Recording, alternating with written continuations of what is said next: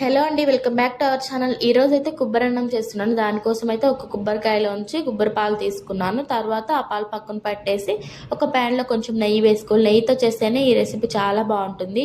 ఇవి బగారా ఐటమ్స్ అండి. ఇవి వేసుకున్నా వేసుకోకపోయినా పర్లేదు, ఆప్షనల్ మాత్రమే. తర్వాత కొంచెం జీడిపప్పు వేసుకుని ఫ్రై అయిన తర్వాత కట్ చేసి పెట్టుకున్న పచ్చిమిర్చి ముక్కలు అలానే ఉల్లిపాయ ముక్కలు వేసుకుని మంచిగా ఫ్రై చేసుకుని అందులో ఒక చిన్న స్పూను అల్లం వెల్లుల్లి పేస్ట్ వేసి ఫ్రై అయిన తర్వాత పచ్చివాసన పోయిన తర్వాత కొంచెం ధనియాల పొడి వేసాను. అలానే కొత్తిమీర పుదీనా వేసి కొంచెం ఫ్రై అయిన తర్వాత నానబెట్టుకున్న బియ్యం ఉంటాయి కదా, అవి కూడా వేసి 2 మినిట్స్ ఫ్రై అయిన తర్వాత కొంచెం కరివేపాకు వేసాను. కరివేపాకు వేస్తే ఏంటంటే రైస్ మంచిగా ఫ్లేవర్ఫుల్గా ఉంటుంది, బాగుంటుంది.